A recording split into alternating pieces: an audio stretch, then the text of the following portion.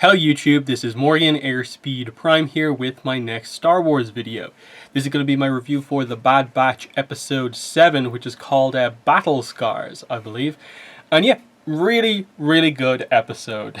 I think everyone was wondering after last week, okay, how long are they going to string along the whole Wrecker keeps bumping his head and he's now clearly like saying the stuff Crosshairs was saying, good soldier follows order.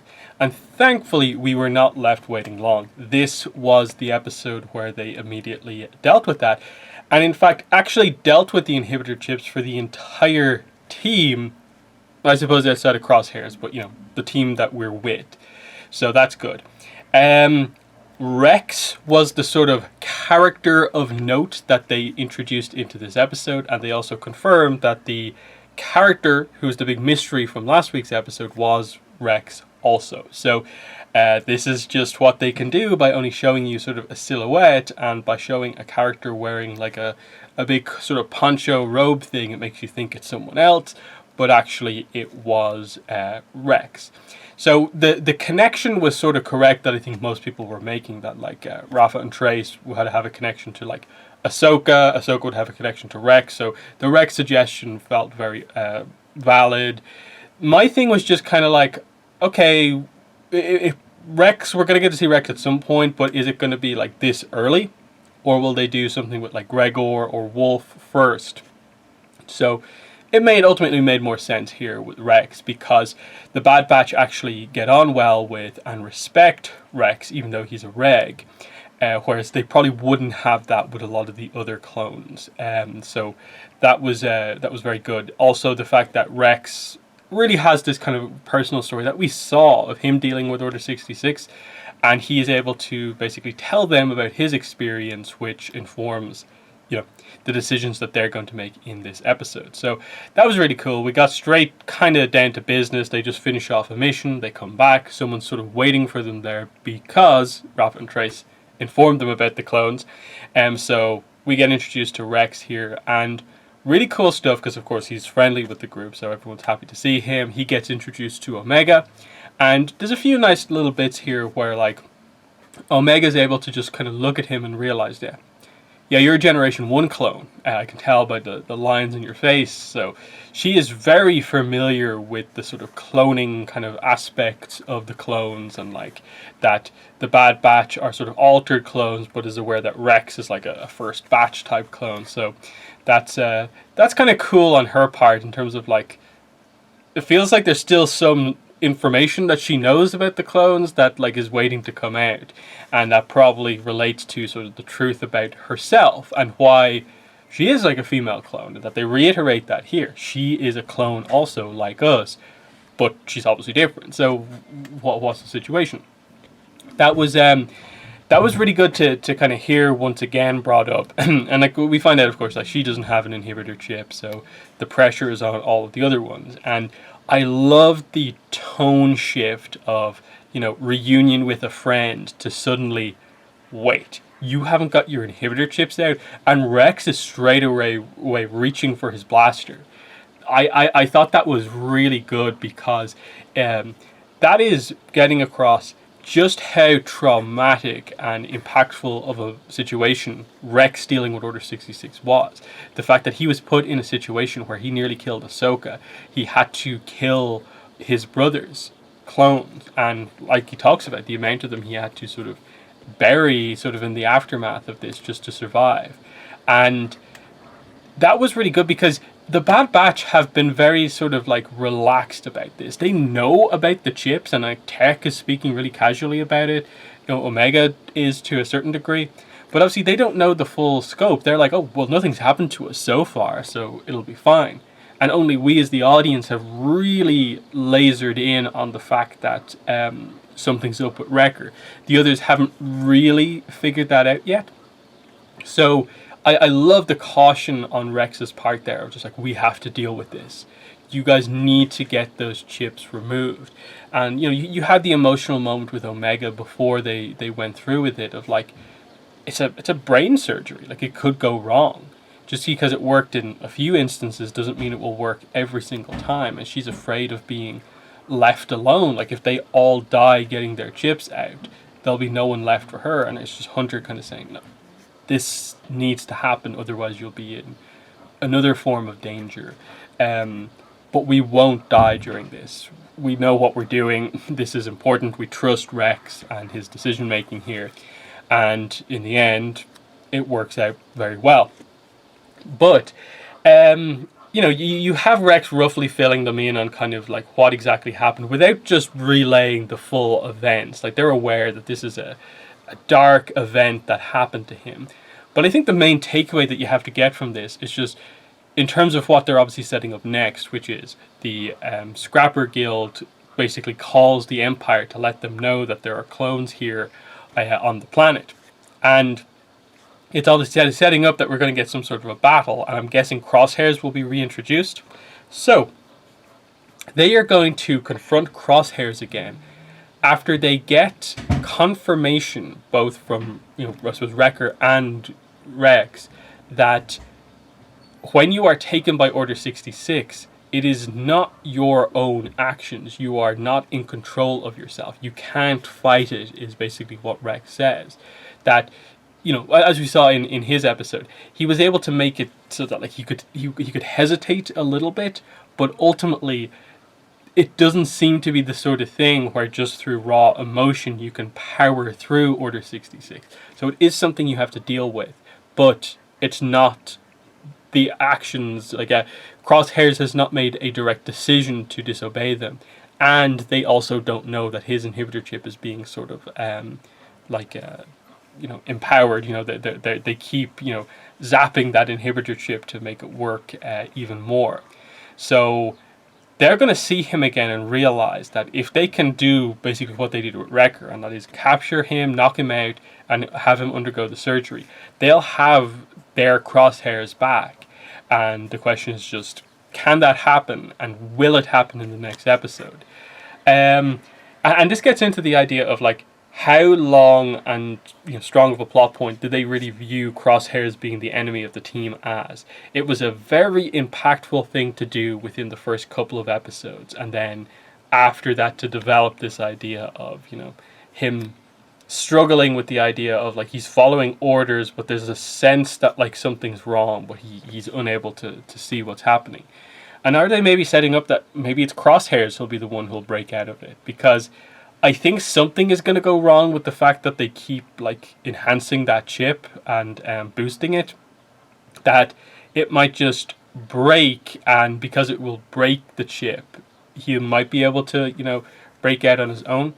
But again, we're waiting to see exactly what happens.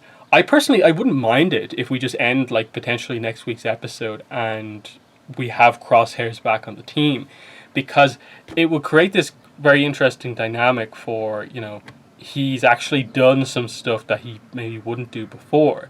It would immediately allow us to characterize him so much more than he could before. Because everyone just viewed him as being the shifty member of the team who doesn't speak that much and is the most sort of likely to become a villain. And I get that that's his personality to a certain degree. But now, if they do get him back, I want to see him dealing with, just being back on the team. Like, how does he interact with Omega? Those type of questions, like knowing that the team, what they did for him to get him back, and that he nearly killed Wrecker, I think it was. So there's a lot of sort of close calls in there, and I think that would be a way to add to his character when otherwise he's just the kind of villainous member of the team right now. I don't know. It's one of those situations where I struggle with the idea that like he is the sort of like finale villain of the show. They could eventually turn him into that, but I don't really see it right now. In terms of like, they either, as I suppose the mid-season finale, episode 8, is what it's going to be. That would make sense to be a major event of like them getting Crosshairs back and then having to deal with the Empire following them. A lot of the reveals still have to come out about like who hired Fennec. The truth about Omega, I think, is more likely to be a kind of the big plot that they build up towards in the end. It probably is a little too quick. They probably do need to do more development on the villain side of things with Crosshair on the team to develop the team that he's leading and so on. But it'll be interesting just next week to see them just make an effort to try and maybe fix things for Crosshairs, if indeed Crosshairs is called out to actually go up against them. That's probably the big question of like, do they do that or not? And then if they do send like the Empire out, of course, it's going to be clones. Like they're going to be fighting clones again. So that's another factor. Then you have like the fact that Hunter and Rex end on the note of basically, we both have each other's number. If we're ever in dire need, call us and we'll be there. And that went sort of both ways. And like Hunter said, you call us, and he's like, if you ever decide that when you've fixed things up, when you've like, figured out what you want to do, like what's going on with Omega, call us and like you'll find the right side to be on. That Rex still wants to fight for the Republic. That's a cool thing to get on his side, that he's still fighting in all of this. It does make me wonder, though, is this going to be the show where we do find out, like, how Gregor comes back into things, or how Wolf comes back into things? I think Gregor is a more likely story that we will get, because them finding this random clone who is, like, injured or whatever after what happened, I think is actually a kind of interesting idea. Wolf is probably a little bit harder to do, just because he's probably the sort of like weakest character of those ones from Rebels, but he probably has a bigger story to tell, because like he's like Plo Koon's commander, and it's like, was he actually involved in the death of Plo Koon or not, and when did something happen to him? Because like Wolf has the eye injury, and obviously like same vicinity as the chip, I suppose. They could say that it didn't fully work with Wolf because he got injured close to his head or whatever. There's an explanation there. There's an explanation with Gregor, which works out nice, having the chip as the thing that can create clones who aren't involved in things. So that was quite interesting, and just this idea that Rex has his own sort of rebel cell at this point, and like we don't know how connected or interconnected it is to everything else, but clearly, he was introduced to Rafa and Trace by Ahsoka, is the idea that I get. So, there's Ahsoka there somewhere in the background, and that was kind of nice to hear about. Very quickly, while I'm thinking about it, the planet that we were on here, we went to Braca, which, if you played the game Jedi Fallen Order, the most recent sort of big Star Wars game, this is the planet you start off on. This is where Cal is sort of working as you properly start that game. Now, I was initially thinking like, oh, are we going to get to see Cal? But then I remembered, oh yeah, there was a time skip. Cal was younger when Order 66 happened. This is him a little bit older, a few years later. But there was maybe the idea of like making some reference to him. It wasn't necessarily needed, but it's just really cool to see a place that is a kind of major location within the start of that game. They go to it, and it makes sense. It's a scrapping yard, and here's the Scrapper Guild, and they need to find an old Jedi cruiser, which is where the med bay is to actually perform the surgery. So that was just a pretty cool reference there. Doesn't mean all that much. Are they going to do anything necessarily next time out? Would it contradict the game that like Cal was there when something happened with clones? Who knows? Last point, I suppose, is just that they definitely seem to do the thing where like all of them got the chips out. They only really showed it with Wrecker and then with Tech, in that like it wasn't really clear. Maybe I didn't look at Echo's head enough, but like that if he got anything done. Hunter was a weird one in that I think in one of the shots where you could see the sides of his head up close to the screen, you could see that under a section of his bandana there was a little kind of like point of like a bandage poking out from underneath it. But obviously, I guess the chip is positioned slightly differently in each clone, and that they can do the surgery from different angles, and so it makes sense where like Rex's bandage is like on the side of his head here. Tech's was more like front center here, and then like Hunter's one is more like directly on the side of his head. So it's just something like that, I guess. We did get some nice Wrecker and Omega moments, as well as, I suppose, just the build up to everything going wrong for Wrecker. He does sort of hit his head again. It all begins to go wrong. He's like strangling Hunter as well. And this is where, like, I'd say probably the only weakness of this episode was how badly they had sort of like jobbed Wrecker out over the previous episodes, in terms of like, he's like the strongest clone that there is. And they just were having him be defeated in all these silly ways, and they have him hit his head. And so it was just a slight kind of problem of like, okay, he's now the villain. Why can't the heroes defeat him in these silly ways as well? But no, they have to have him be, the Incredible Hulk clone that's like impossible to take down because he's so strong, so powerful. And in the end, it's that slight moment of hesitation that is there with someone who's under Order 66 and is close to someone that they're close to. That is what allowed Rex to get up again and stun Wrecker, and that is the Wrecker connection to Omega. That they seem to have this thing where, like, after every mission they go out and they get these sort of like sweets together and eat them, and that combined with the fact that like he made the room for her previously, it's just that they have this really nice relationship, as like Wrecker is like the fun uncle, the fun father figure of the group, where she always gets to play around and mess around with.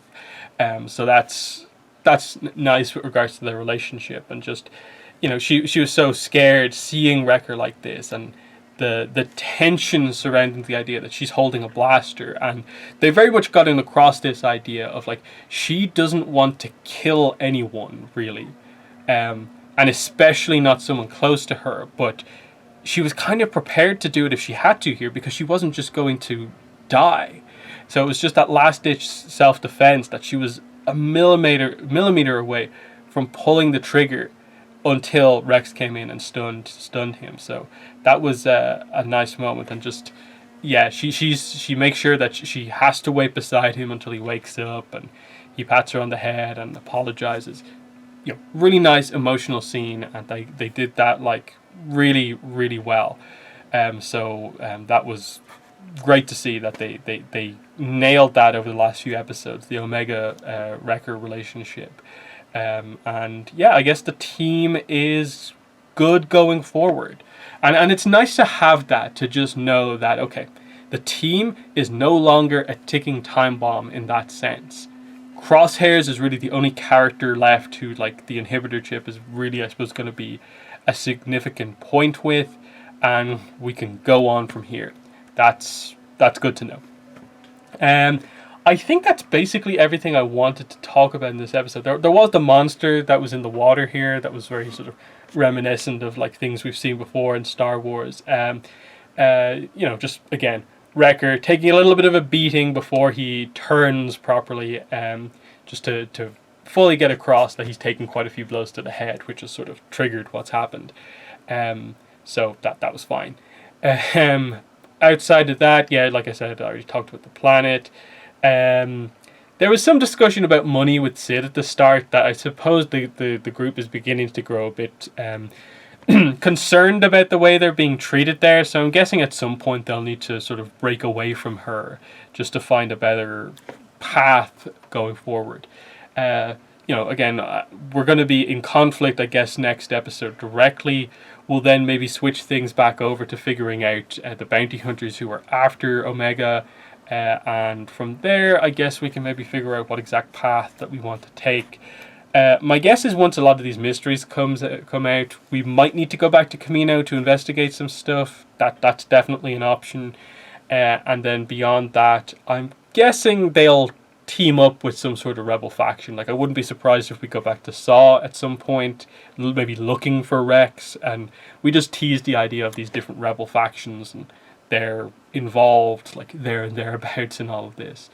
Like I said, in terms of characters I expect to see, Gregor, I think they'll do something with him at some point. And beyond that, I'm not particularly sure. But yeah, strong episode. They finally committed, did something really, really big that just, is an important thing for the show to do. None of the characters going forward are at risk within our Bad Batch of just turning and killing everyone. It's nice to have that sort of freedom there. The introduction of Rex, again, was fantastic. Just to realize that in a show where we're already following a group of clones, the introduction of a clone character we care about worked so well. That is like how well done and how good the writing over the Clone Wars and this show have been about the clones. Really well done. So they're my thoughts on the episode in the comments. Let me know what your thoughts were, but that has been the video. Thanks for watching, and bye.